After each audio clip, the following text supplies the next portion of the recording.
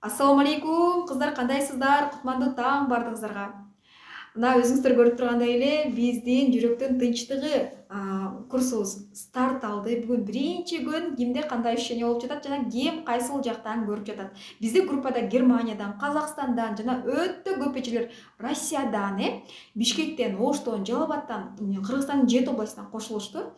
Эми бардыгыңыздар ушул жакка келип жаткандыктан, эми ушул жактан пайда алалы, илим алалы, билим алалы деп келип аткандыктан жакшы ниет менен баштаңыздар. Ушул жактан алган илим билимдерим мага жогумдуу болсун, мага пайдалуу келсин. Анан мага деген баягы кээ бирлер болот да, сынап келишет. Бул кандай өтөт болду экен, эмне болду экен деп сынап келгендиктен дагы ошо сынап гана кете беришет. Эч кандай результатын көрбөйт. Ал эми кимдир бирөө келет дагы, бул жакта результат алайын, кой пайда алып кетейин деп ким эмне каалаган болсо, ошо каалаган нерсесин алып кете берет да. Ошондуктан бул жерде ким эң башкысы ошо сиздердин ниетиңиздерден болуп жатат. Ниетиңиздер түз болсун. Сөзсүз түрдө 1 ай бою ушул жактан алган билимдериңиздин негизинде совсем башкача адам болуп каласыздар. Көпчүлүгүңүздөрдүн жумушуңуздар жүрүшүп, ким кыйналган болсо, ошо кыжалат болгон болсо, жан дүйнөңүздөрдө кыжалатчылыктан арылып, кадимкидей спокойный болуп каласыздар. Анткени бул нерсенин бардыгы мен өзүмдүн башыман өткөн жана ошол башыман өткөн нерселерден улам мен ушул нерселерди сизге айтып бере турган нерселерди, сиздер менен бөлүшө турган нерселерди колдоно туруп, мен ошол нерселерден чыга алдым. Ошондуктан дагы сиздер менен бөлүшүүгө акым бар. Эми эң негизгиси бул жерде бүгүнкү тема мындай кыялдар, максаттар боюнча болмокчу. Көпчүлүк эле бул жакта кантип максаттарымды орундатам, аябай аракет кылам, бирок эч кандай аракеттин жыйынтыгы жок. Бирдикени башын баштайм, аягын таштап коем, эч качан аягына чыгарбаймын дегендер өтө көп да. Мен негизи эле бул сабактардын бардыгын випке өтөт болчумун. Азыр эми бул жака эң эле биринчи сабакта дал ушул кыялдар жана максаттар боюнча сөз кылмакчымын. Эми караңыздар, бул жакта ручка бар алыңыздар. Мындан кийин дагы мен тапшырмаларды берем. Бүгүндөн баштап только группаларга тапшырмалар берилет. Бул сабак сакталат. Ар бириңиздер баягы көп сүйлөбөйүн деп жатпайм, анткени сакталган сабакты дагы кийинки көргөн адамга да приятный болсун. Анан күтө турбаймын, плюс баскыла минткиле, тигинткиле деп көп лишний сөздөрдү сүйлөбөймүн. Токко дережелерин гана, темаларды гана сүйлөймүн. Анткени айтып жатпаймынбы, жана кийинки көргөн адамга дагы ошончо алардын да убактысынын акысына кире албай кийинки көргөн адамга приятный болсун. Жана жөн эле убактысын текке кетирбестен токко тер жерлерин гана угуп, өзүнө пайда алсын. Эми кеттик кыздар. Бул жерде мына караңыздар. Биз максаттар жазып жатканда эмнеге орундалбайт? Анан эмне үчүн биз максат жазышыбыз керек? Азыр көпчүлүгү ушунчалык жалкоолонуп жатам, депрессия болуп атам, эчтеке кылгым келбейт, даже эртең менен тургум келбейт дегендер барбы? Мага ушуну жазышат көпчүлүгү. Эртең менен тургуңуздун келбегени себеби, сиздин жалкоолонуп жатканыңыздын себеби бул сиздин максатыңыздын жоктугунда. Мына караңыздар, сиздин максатыңыз жок болгон үчүн да сиз эртең менен турбайсыз. Сиздин максатыңыз жок болгон үчүн дагы сиз кыймылдабайсыз. Эгерде максатыңыз болгондо, сиз эртең менен эрте туруп ошол максатыңызды орундатууга аракет кылып баштамаксыз. Ким аракет кылса, Аллах Тааланын берекеси бере берет. Эми бүгүн эмне үчүн максаттарыңыздар орундалбай калат? Сиз эгер былтыр 1 жыл мурун максат жаздыңыз деп коеюн. Бул жака 100 максат, 200 максат ишилсе, толтура коучтарга, толтура курстарга катыштыңыз. Ар бир курста сизге максат жазууну үйрөтөт. Ошол максаттарыңызды жаздыңыз, буяка 100, 200 толтура алып жазып койдуңуз. Ошол максаттарыңыз бири да орундалган жок. Орундалбаганын себебинен сиз уже выгорание болуп баштадыңыз. Неге орундалган жок? Анткени бул нерсени жазып койдуңуз, сиз орундалбагандыктан сиз уже самооценкаңыз түшүп баштайт. Меники орундалбай калды да, мен значит алсызмын да, мен ушинтип даже ушуну да кыла албай койдум да деп баягы өзүңүздү обесценивать этип баштайсыз да. Өзүңүздү балабай баштайсыз, өзүңүзгө ишенбей баштайсыз. Анткени биз сөз берген нерсенин бардыгын аткарышыбыз керек болду. Аткарбадыкпы, болду, өзүбүзгө ишеним дагы да төмөндөп кете берет. Самооценка боюнча дагы кантип самооценканы көтөрүү боюнча только техникаларды берем. Будан кийинки сабактарда буюрса. Караңыздар, биз өзүбүзгө ишенбей, ушул нерсенин бардыгын жазып алып, аткарылбагандыктан дагы бизге выгорание болуп кетебиз, кадимкидей депрессияга түшүп кетебиз. Неге менде болгон жок? Мен аябай аракет кылдым, вроде аябай деле тытынып атам, бирок ушул нерсенин бардыгы меники аткарылган жокпу деп эле биз өзүбүздү жеп коебуз. Эми ушул нерселер бизде эмне үчүн аткарылбай калат? Эми караңыздар, могул жакта сиз бул былтыркы сизсиз, бул быйылкы сизсиз. Быйылкы жаңы максаттарыңызды жазып атасыз, жаңы жашоого кадамдарды таштадыңыздар. Бүгүндөн баштап жаңы сабактарды алып баштадыңыздар. Илим билим алып баштадыңыздар. Эртең менен эрте турганыңыздар эле бул уже эле сиздердин биринчи кадамыңыздар. Жаңы жашоого, жаңы бир нерселерди баштоого жана жаңы адаттарды адатка айлантууга. Эми эмне үчүн могулар орундалбай калды? Анткени бул максаттарыңыз, сиздин жазган максаттарыңыз, сиздин каалоолоруңуздун бардыгы сиздики эмес болчу. Ошо сиздики эмес болгон үчүн дагы сиздин максаттарыңыз орундалбай калды. Сиз бирөөдөн алып эле уурдап алган максаттарыңыздар, бирөөнүн акысына кирип кеткен максаттарыңыз. Кантип деп азыр таң калышыңыздар мүмкүн. Буну сиз чын жүрөгүңүздөн каалаган эмессиз, бирөөдөн көрүп калгансыз. Жакындарыңыздардан, блогерлерден, тааныштарыңыздардан, же болбосо туугандарыңыздардан, же устазаларыңыздардан, же наставниктериңиздерден көрүп калган максаттар болушу мүмкүн. Ошол учурда бирөө машина алды, мен да ошондой машина алам, точно ошондой машина алам да деп жазып коюшуңуз мүмкүн.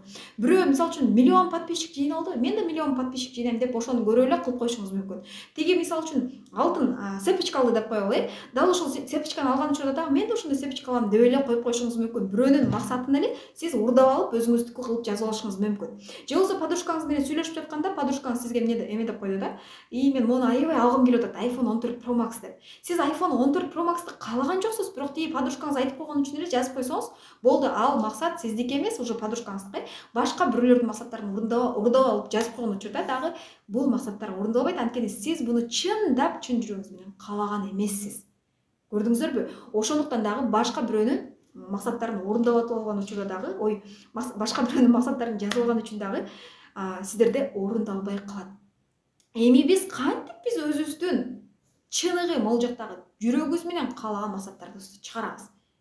Кантип биз чындап өзүбүздүн каалоолорубузду, өзүбүздүн максаттарыбызды жазышыбыз керек? Кандай учурда бизде ушул максаттар чыгат? Чыныгы өзүбүздүн максатыбыз кандай учурда чыгат дей турган болсоңуздар, биринчи эле жазып алыңыздар бул жерде.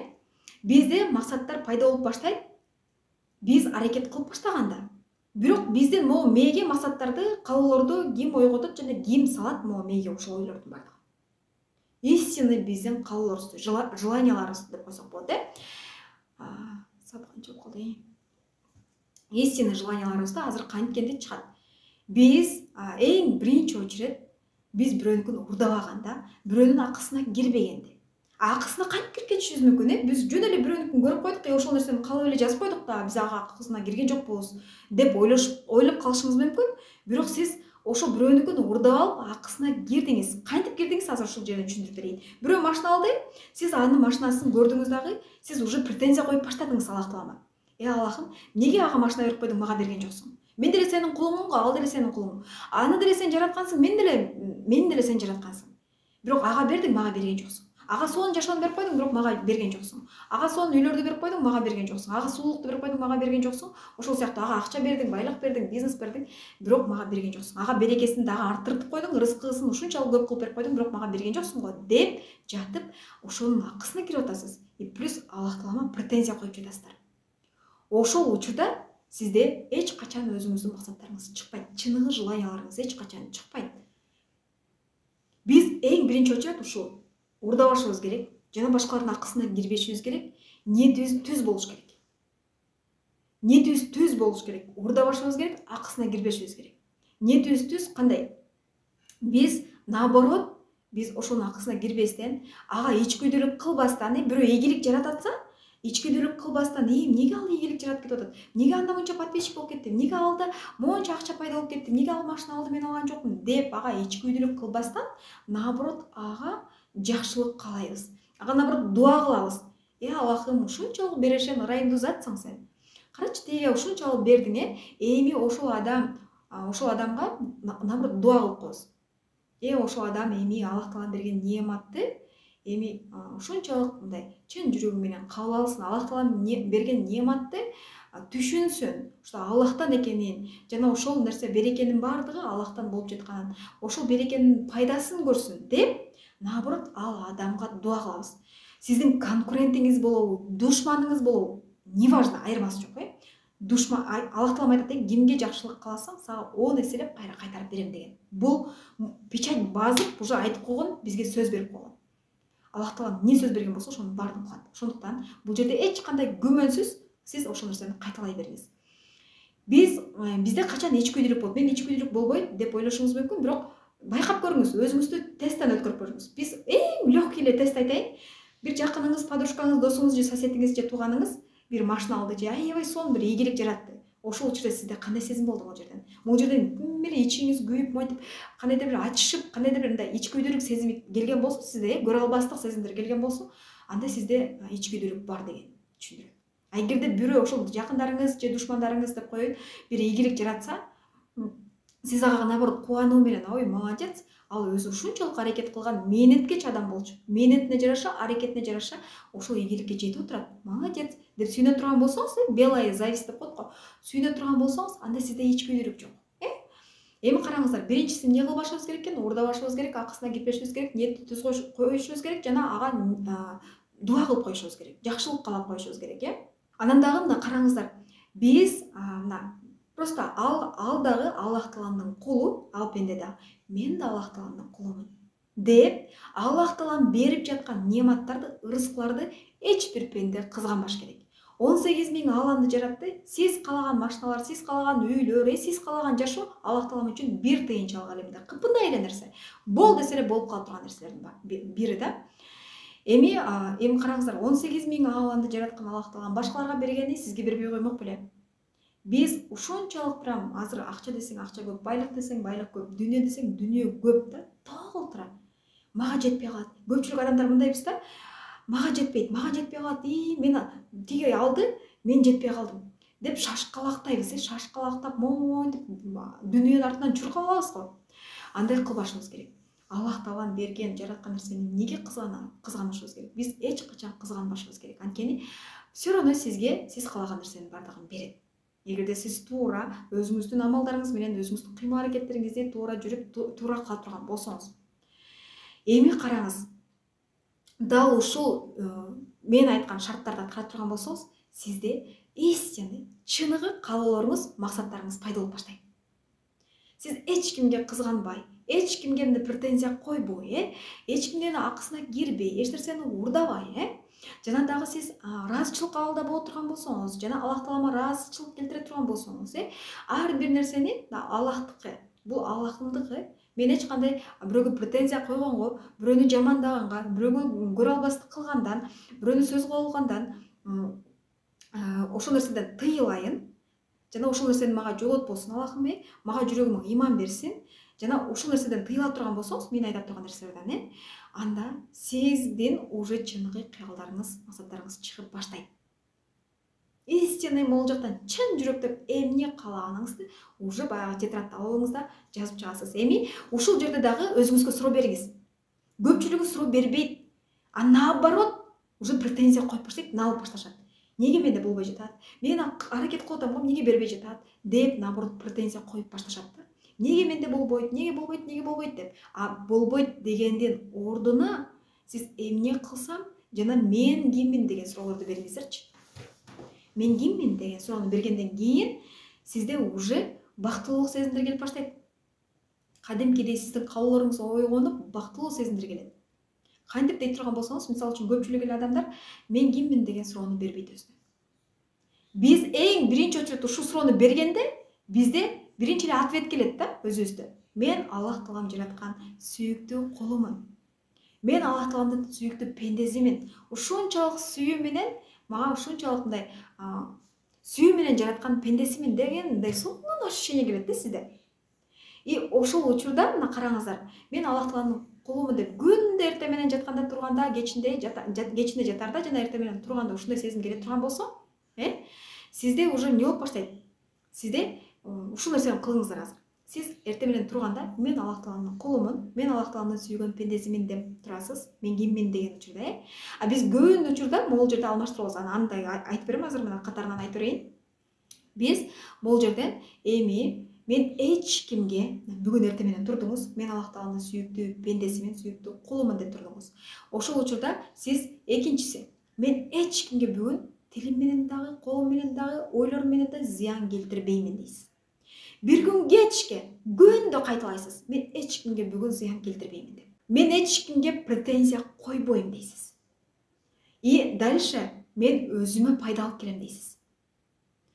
Анан өзүңүзгө пайда алып келип баштагандан кийин сиз уже башкаларга да пайда берип баштайсыз. Кантип? Мисалы үчүн мен деле илим албасам, мына мисалы үчүн жолукка өтүп, мен Аллах жолунда илимдеримди албасам, мен сиздер менен бөлүшө алмак эмесмин.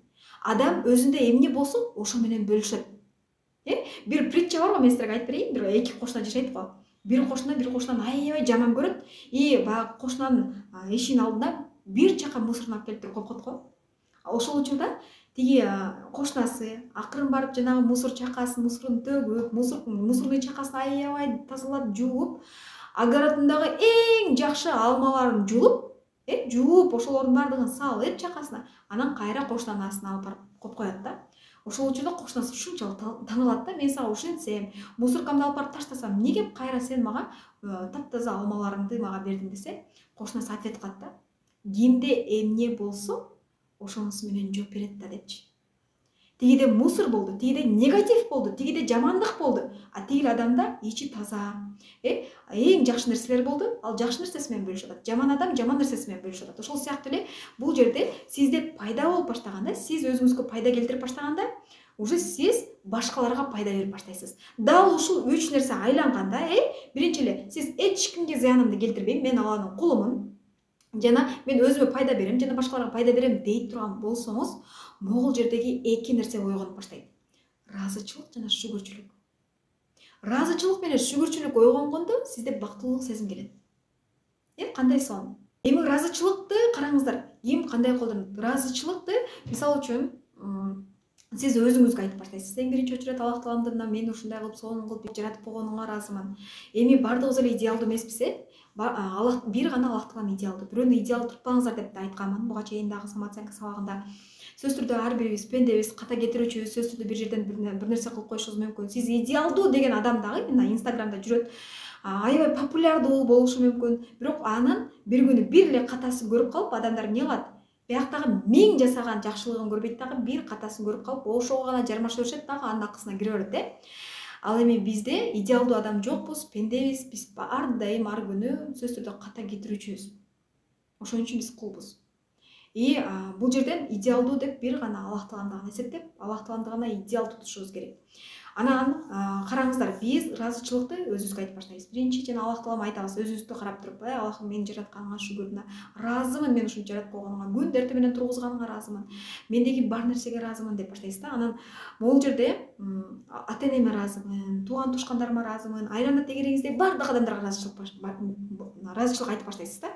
Мисалы үчүн, эрте менен турдуңуз, тамагыңызды иштиңиз, көчөгө чыгып баратканда уже кошуналарыңызга ыраазычылык айтып баштайсыз. Ушундай кошуналарды берген Аллах Таалама ыраазымын сага. Көчөгө чыгып атканда уже кимди жолугасыз? Садиктеги воспитательдерге, көчөдө жүргөн гаишниктерге, кандай ээси болбосун, кайсы профессиянын ээси болбосун, көчөдөгү бардык адамдарга ыраазычылык айтып баштайсыз. Ошондой абалга келип каласыз, уже мондай үстүндөгү ушу өзүңүзгө пайда берип, күндө эч кимге зыян тийгизбейм, жана башкаларга да пайда берип жатканда, сиз шүгүрчүлүк, ыраазычылык абалына келип каласыз дагы, сиз бардыгына ыраазы болуп баштайсыз. Ушундай бактылуулук сезим болот ошондо. Анткени ушул нерсени кылбаган адам вечно негативде жүрөт. Бүттүгүнө нааразы болот. Карыз болуп калса дагы бирөөнү күнөөлөйт ал.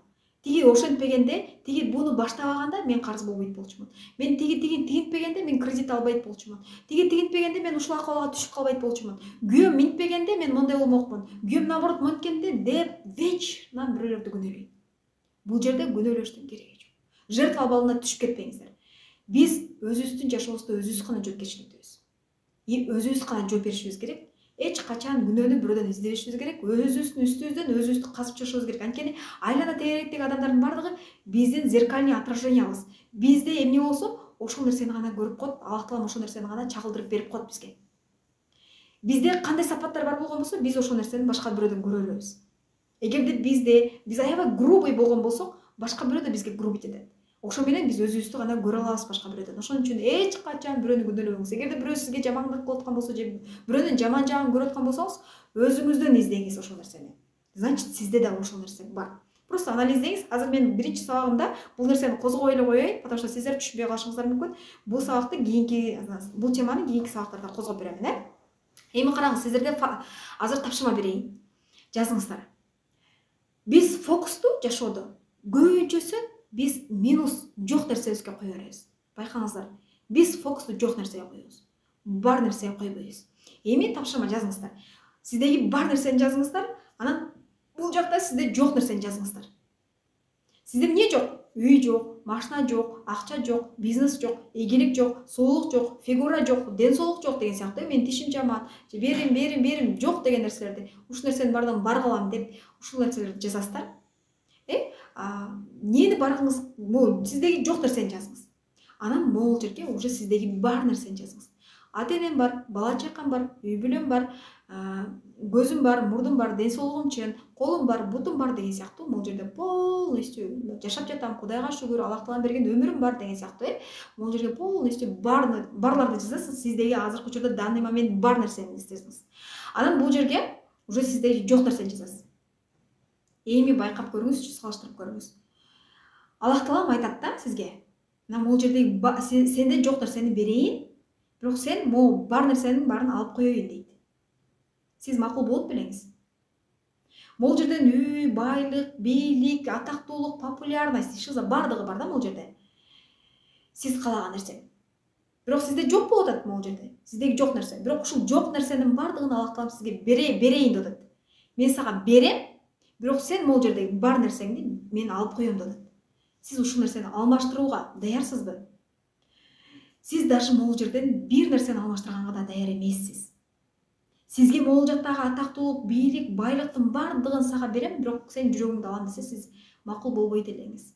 Могул жерден мен бардыгын берем, байлыктын бардыгын, бирок мен сени көзүңдү алайын десе макул болбойт элеңиз. Анткени азыркы учурда көзү көрбөгөн адамдар дагы не деп атат? Мен болгон байлыктарымды берем, бирок менин көзүмдү 1 минутага көрсөтүп койчу деп атат.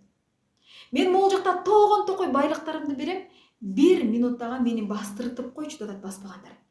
Сүйлөгөндөр сүйлөтүп койчу деп атат, укпагандар угузуп койчу деп атат. Бизде бар нерсеге шүгүр келтирбейт экенбиз. Бизде бар нерсени биз көп баалабайт экенбиз да. Дал ушул жерден азыр сиз өзүңүзгө чечим кабыл алыңыз. Азыр ушул бар нерсеңизде ыраазы болуп баштаганда, сиз бар нерсенин баалуулугун түшүнүп баштаганда, ценностин билип баштаганда, сизде ушунчалык бактылуу сезим келет. Сизге могул нерсенин кереги да жок болуп калат. Сиз могул нерсеге атырылып, дүнүйө деп монтип чуркап да калбайсыз. Ушул дүнүйөнү ойлоно берип, сиз кыжалат да болбойсуз уже. Кадимкидей жүрөгүңүз тынчалат. Анткени сиз уже Алланын берген неаматтарын түшүндүңүз, Алланын берген баалуулугун сиз ушунчалык жүрөгүңүз менен сездиңиз. Жана ушул Алланын берген нерсесине Алла берди деп Аллага ибадаттарыңызды кылып, уже амалдарыңызды кылып, ушул жерде сиз уже туура жолго кетип баштадыңыз. Өзүңүздү тануу менен, өзүңүздү кабыл алуу менен сиз Алланы таанып баштадыңыз. Алланы тануу менен сиз уже могул жакта кыжалатчылык полностью кетти. Сиз могул чуркап аткан нерсенин баардыгы уже сиздин артыңыздан чуркап баштайт. Буну уже в конце кийинки сабактарда түшүндүрүп беремин, Эми караңыздар. Мисалы үчүн сизге Аллах Таалам айтып атат да, же бир СМС келди деп коеюн, же бир врачка кайрылдыңыз, ден соолугуңузду текшертейин деп, врач не деди, сиз күтүлбөгөн эле жерден врач эртең өлөсүң десе, эмне кылат элеңиз? Эртең өлөсүң же 2 күндөн кийин өлөсүң десе, сиз эмне кылат элеңиз? Аллах Таалам не сурайт элеңиз ошол учурда? Ошол учурда биз жан талашып ар бирибиз өмүр сурайт болчубуз. Дагы бир аз жашайынчы, дагы бир аз кылайынчы. Мен могул нерселерди кыла албай калдым, бул нерселерди кыла албай калдым деп, анан көпчүлүгү менде баягы жолукка өткөндө дагы көп негативдер келди. Неге жолуктан, жолук жарашпайт экен сага, жолук мындай экен, анан неге минттим, неге намаз окудуң, намаз окубай деле жүрөгүң таза болсо болот да деген айымдар өтө көп болду. Булар эми илимден баягы маалыматы жок адамдар деп ойлойм да. Илимде маалыматы жок болгондуктан дагы ушундай сөздөрдү айтышат. Ушундай сөздөрдү айтуу менен дагы адам акысына кирип жатканын дагы алар билбейт, түшүнбөйт. Бирок ошол адам акысына кирип дагы кийин ошол нерсеге, ошол адам акысына кирип алган боюнча дагы кийин суракка алынарын да билишпейт да. Эми караңыздар, биз баягы бул жакта башында ушул намаз окуп, ушул жолукка өтүп, ушинтип аткан учурда дагы биз менде кандай чувство келди? Ушунчалык мындай бактылуулук сезимдер келди да. Менде мурун ушунчалык кыжалат болуп эле, эмнеге тигини кыла албай атам, эмнеге буну кыла албай атам, хотя менде өзүңүздөр көргөндөй эле машина да алып бердим, машина да алдым, ата энемди да саякатка жөнөтүп алдым, командамды Дубайга жөнөттүм, эң жакшы нерселерди кылдым.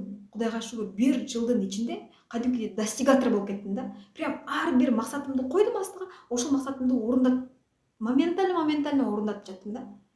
Ушунчалык достигатор болуп кеттим. Бирок в итоге мен могу дүйнөнүн артынан чуркадым. Бирок могу дүйнөнүн артынан жеткен жокмун. өзүмдүн могу жан дүйнөм суусап ушунчалык мындай алсырай берди да. Мен силерге мисал келтирип бир окуя айтпадым беле Инстаграм баракчамда. Азыр мен ошол нерсени кайра кайталай кетейин. Караңыздар, бул жерде ушул окуядан дагы билсеңиздер болот. Бир бай жөнөкөй мусулман болот. Ал эми бул жакта баягы бай дарыгер болот да, атактуу, ушунчалык даңктуу, баягы абройлуу дарыгер болот. Ушунчалык байлыгы көп жана жер жүзүн кыдырып, ушунчалык толтура жерлерди кыдырган. Бирок ошол баягы мусулман, бай жөнөкөй мусулман ооруп калып, ошол дарыгерге барганда, баягы дарыгер анын ушунчалык бай экенин көрүп, бирок дарыгер суроо да мусулманга. Ушунчалык сиз деле бай экенсиз. Менде ушундай бир суроом бар, берсем болобу экен да. Мен ушунчалык баймын дейт, атактуумун, абройлуумун. Мен көрбөгөн лаззаттар калган жок дейт. Мен көрбөгөн ушунчалык кооз жерлер калган жок дейт. Мен татыбаган мындай рахат, мен албаган рахаттар калган жок дейт да. Бирок дейт, ушунчалык жан дүйнөм кыйналып атат дейт. Ушунчалык мындай кыжаалат элеп атам, кээде өзүмдү өзүм өлтүргүм келет. Канчалаган психологторго бардым дейт, эч ким сизге жардам берген жок. Неге мындай болуп атат менде дейт да. Бирок менде ушул нерсенин баардыгы болуп турса дагы дейт менде, бирок бактылуу сезим болгон жок дейт менде. Менде бактылуулук жок деп атпайбы. Ошол учурда баягы мусулман суроо берет да бугачы. Сен көзүңдүн рахатын толтуруу үчүн сен эмне кыласың дегенде, кооз жерлерди көрөм, сулуу аялдарды көрөм дейт экен да. Кулагыңдын рахатын кандыруу үчүн эмне кыласың дегенде, мен музыка угам дейт экен. Мурдуңдун рахатын кандыруу үчүн эмне кыласың десе, мен жыпар жыттуу атырларды жыттаймын дейт экен. Могу ашказаныңдын лаззатын кандыруу үчүн эмне кыласың, рахатын кандыруу үчүн дегенде, мен ушунчалык таттуу, вкусный, даамдуу тамактарды жейм дейт экен. Ал эми сени кыйнап жаткан нерсе кайсыл жериңде дейт экен да? Баягы көдөнүмдө дейт экен, жүрөгүмдө дейт экен. Ал эми жүрөк эмне менен лаззат алат, эмненин рахатын алат дейт экен да, эмне менен? Дал ошол сыяктуу эле жүрөк бул бизде Аллах Таалам жаратты бизди. Жүрөк только Аллах Тааланды эстөө менен, Аллах Тааланды амалдарыбызды кылуу менен, зикир чалуу менен гана могу жүрөгүбүз кадимкидей өзүнүн рахатын алат да. Биз сырткы эле нерселерди оңдой беребиз. Сырткы окумуш болуп кийинебиз, боенобуз, жасанабыз, ач болуп калсак тамак беребиз, тамактандырабыз, ооруп калсак дарылар менен дарылап коебуз, бирок могул жерди биз эч качан толтурбайт экенбиз, тазалабайт да экенбиз, жана бул жерге биз заряд да бербейт экенбиз да. Бул жактын рахатын бербейт экенбиз. Байкап көрүңүздөрчү, ким акыркы жолу жүрөктүн рахатын берди, ким акыркы жолу жүрөгүн тойгузду. Байкуш жүрөк ачка калды. Эми караңыздар, бул жакта адам, бул сиз. Бул жерде сиз каалаган машина, сиз каалаган үй, сиз каалаган эме деп жазып койдуңуз, байлык, бийлик, популярность, бизнес, баардыгын койдуңуз, бала чака, ата-эне деп, баардыгын айлана тегерегиңизге кое алдыңыз, бул жерден баардыгын тегеректеп кое алдыңыз. Сиз ойлоп калдыңыз да, сиздин ушунча оюңузга кирди бул жака, түк деп туруп баягы эмне деп коет, кыргызча айтканда ишенимдердин баардыгы кирди сизге бул жака. Менде машина болсо гана мен өзүмдү укмуш сезем. Мен ошондо гана баалуу сезем. Ошондо гана мен бактылуу сезем. Менде үй болсо гана мен бактылуу сезем. Менде акча болсо гана бактылуу сезем. Менде бизнес болсо гана бактылуу сезем. Мен балалуу болгондо гана бактылуу сезем. Менде ата-энем ушундай бай болгондо гана бактылуу сезем. Мен ата-энем акылдуу же популярдуу же атактуу болгондо гана мен бактылуу сезем. Менде ушул нерселер болгондо гана мен бактылуу сезем деп өзүңүздү обесценивать этип, баалабай, сиз могул жердеги өзүңүздү жокко чыгарып койдуңуз, маанисиз кылып койдуңуз да. Бирок сиз наоборот, могулар жок, могуларсыз эле сиз и так бактылуусуз. Сиз и так эле могул байлык, бийлик дүнүйөсүз эле, сиз и так маанилүүсүз. Ушул нерсени түшүнүп алыңыздар. Сиздерди Аллах Таалам сүйүү менен жаратты, махабат менен жаратты. Сиз и так бактылуусуз, сиздеги бар нерселер менен бактылуусуз. Бирок көпчүлүгүбүз бул нерсеге маани бербей атабыз, наоборот, жанагы айткандай эле фокусту жок нерсеге эле коюп алганбыз. Жок нерселерге эле маани берип алганбыз. Мен ушундай болсом, сулуу болсом, анан мен бактылуу болом. Менде ушул нерсе болсо, анан бактылуу болом. Менде бала болсо, анан бактылуу боломун деп алганбыз да. Жок, сиз уже бактылуусуз.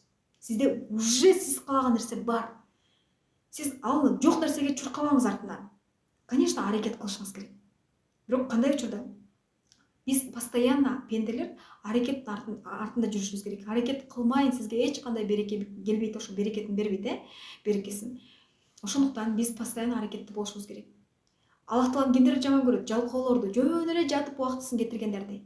Эч кандай өздөрүнүн милдеттерин кылбагандарды, укуктарын билбегендерди жаман көрөт. Бизде билесиздер, Курандагы эң биринчи аят не болуп түшүрүлгөн? Эң биринчи аятта окуу деген. Билим ал, илим ал, анткени илимсиздик бул эң жаман нерсе. Ижанадагы бул жакта эң жаман нерсеси бул текеберчилик. Текеберлик болбой эле. Мен синбейли, мен билем, мен кыйынмын, мен кылам, мен дейт турган болсок, Аллах Таалам бир күн келип туруп, сендеги бар нерсени полный алып коюшу мүмкүн. Анткени биз мен деген сайын бизде текеберлик өсүп кете берет, Анан меники дебешибиз керек. Биздеги нерсенин бардыгы, могу дүйнөдөгү нерсенин бардыгы биздики эмес. Бул Аллах Тааландык. Биз өлөбүз, кандай жалаңач келген болсок, жалаңач кетебиз. Эчтекеси жок кетебиз. Биз эч нерсебизди өзүбүз менен алып кетпейбиз. Ошондуктан текеберленбей, өзүбүздүн милдеттерибизди, өзүбүздүн укуктарыбызды аткарып, эми азыр отуруңуздар дагы 20 өзүңүздөрдүн 20 истинный каалоолоруңузду жазыңызды. Жазыңыздарчы. Истинный, чындап өзүңүз каалаган каалоолоруңузду могул жактан. Нереальный каалоолоруңузду биринчи жазсаңыздар, бир 20дай. Ошол учурда сизде өзүңүздү чындап, анткени нереальный каалоолор эч кимде жок болот да. Ал эч кимдин идеясы жок болот. Эч кимде уже ал идеялар аткарылбаган болот да. Балким бул жерден мисалы үчүн кандай десем, учуучу машиналарды жаратам, учуп жүрө турган машина жаратам. Вертолет эмес, самолет эмес, именно машиналар кадимкидей монтип учуп жүрөт деген сыяктуу, учуп жүргөн автобустар жаратам деген сыяктуу. Булар нереальный максаттар да. Аткарылбай турган максаттар, бирок нереальный максат, бирок бул сиздин максатыңыз. Бизде максат пайда болгондо, бизге Аллах Таала мына бул жерде бизге идея берип баштайт, уже иштеп баштайт, бизге идея берет и плюс энергия берип баштайт. Бизде максаттар болгондо, могул жака идея келет, идея келгенде бизге энергия келет, энергия келгенде биз ошол максаттарыбызды аракет кылып баштайбыз. Идея келди, мен ушул нерсени кылышым керек, жазышым керек дейсиз дагы, болду, ошол нерсеге аракет кылып баштайсыз. Анткени менде деле ошондой болгон. Менде былтыр мына идея келди башыма, шук деди, мен сразу кредит алдым, финк алдым, карызга алып туруп мен курс окудум. Элестетиңиздер, 250 миңге үйдө 4 кызым менен отуруп, мага ким берет ошол акчаны? Мага идея келди, билим алуу. Мен бардым, кредит алдым, карызга акча сурадым. Мен ошол курсту сатып алдым, билимди. И отурдум дагы, мен болгону Аллага тапшырып койдум. Аллага тобокел кылып койдум. Бул тобокел кылып туруп эле алдым дагы, и алган билимдеримди максималдуу түрдө ошол идея берген идеяны, мендеги мага берген Аллах Таалам берген энергияны мен ошол нерсеге аракет кылып колдондум. И менде действительно мына 1 жылдын ичинде өтө толуктуу максаттарым орундалып кетти. Ошондуктан бул жерде сизде идея келет, максаттарыңыз пайда болот, анан идея келет, анан сизде уже энергия пайда болот, анан кыймыл аракет кылып баштайсыздар. Мен 20 эле, мен 100, 200 деп айтпайм. 20 эле жазыңыздар болду. 1 минутта берем, жазыңыздар, 1 минутта. Жаза бериңиздер.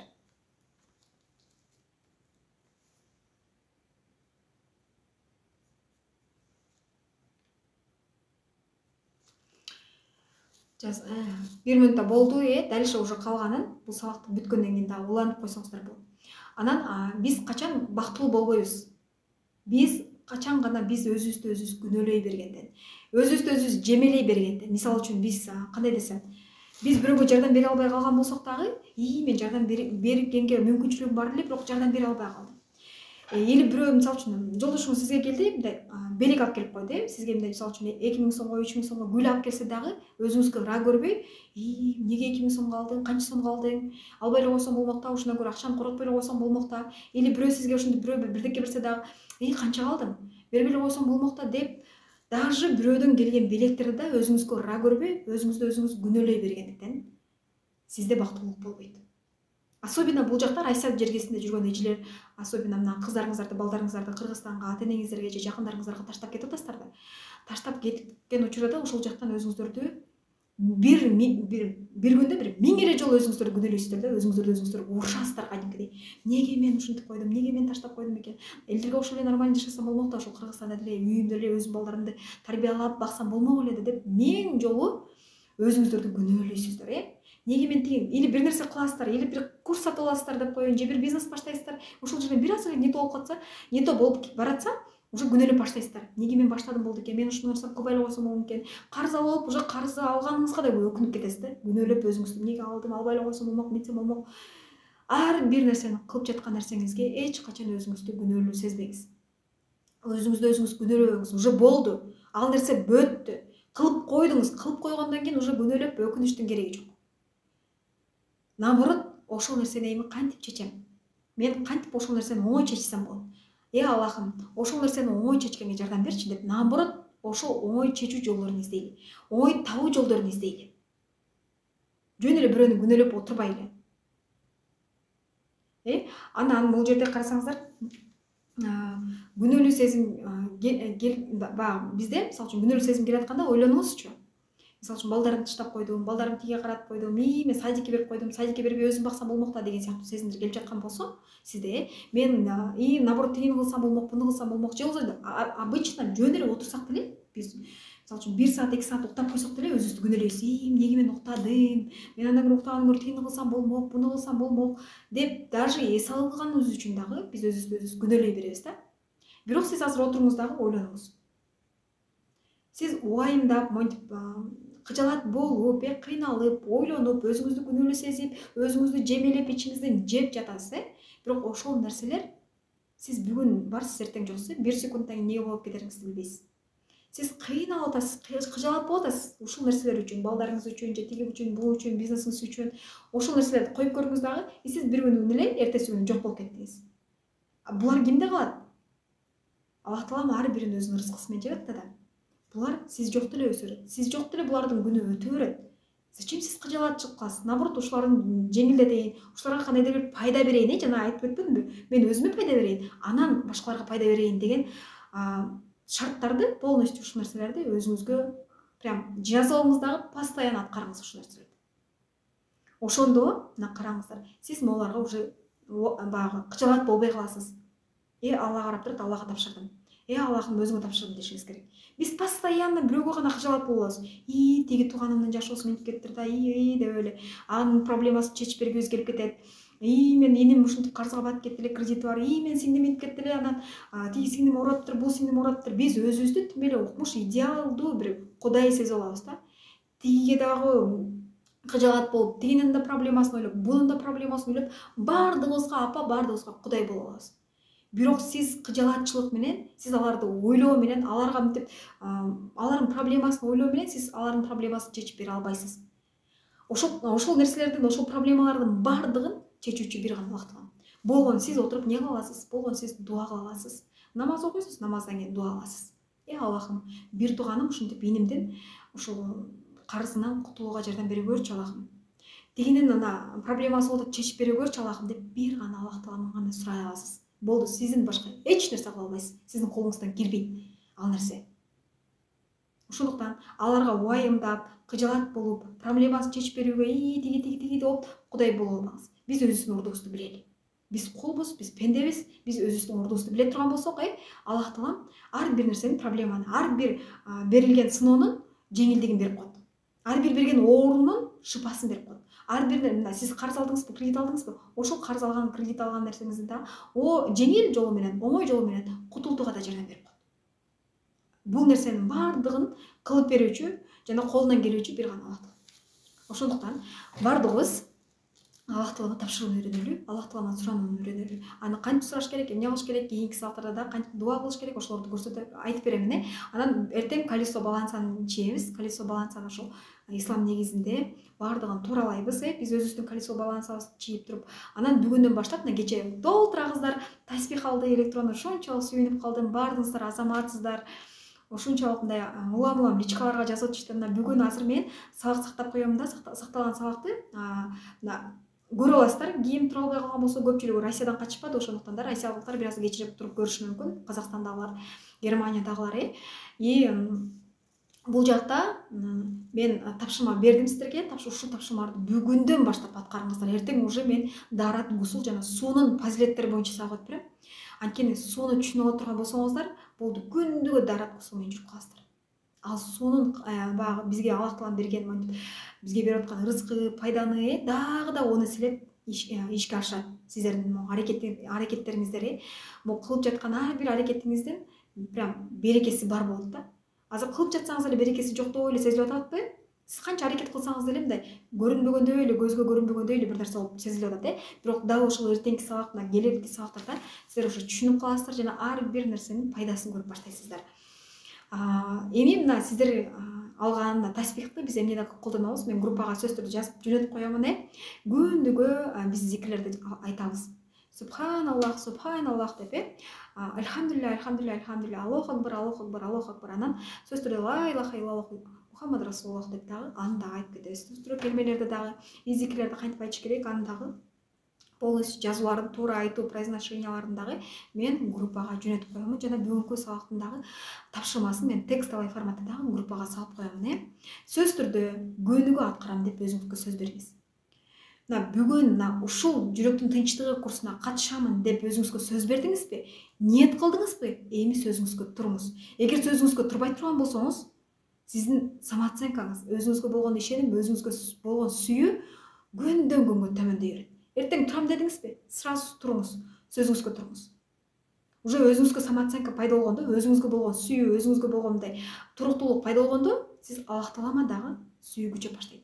Сиз уже Аллах Тааланын айткан укуктарын дагы, сиз милдеттерин дагы айткан, сиздерге мойнуңузга милдеттендирген нерсени дагы сиз күнүгө ошол моментте, ошол убакытта айткарып баштайсыздар.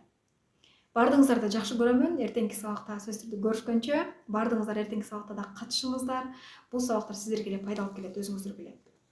Бардыгыңыздарды жакшы көрөм. Анан группага да жазып жөнөтүп коебуз. Азыр мен сразу группаны да чатты ачамын. Чатты ачкандан кийин где-то 1 саатка ачабыз. 1 сааттын ичинде сиздер отзыв жазганы үлгүрөсүздөр. Кимде ким ушу чат жабылып калып, Казакстан, Россия, ким чат жабылып калган болсо, сиз отзыв жазганга чейин, анда бул видеонун астына эле комментарийге жазып койсоңуздар болот. Комментарийге жазып кое бериңиздер. Ар бир нерсенин акысы бар дебедимби? Мына мен атайын сиздерге убактымды бөлүп, ушул алган илим билимдер менен бөлүшүп жатам. Сиздерге болгону эмне кылыш керек? Аткарыш керек. Жана сөз түрдө аткардым деп тапшырмаларды отчетун жөнөтүшүңүздөр керек. Менин да акыма кире албаш үчүн, жөн эле ой эле жата бербес үчүн аткарып туруп, мен акыман кутулсаңыздар болот. Бардыгыңыздарды жакшы көрөм мен. Группаларда отчетторду жөнөтүшүңүздөрдү күтөмүн.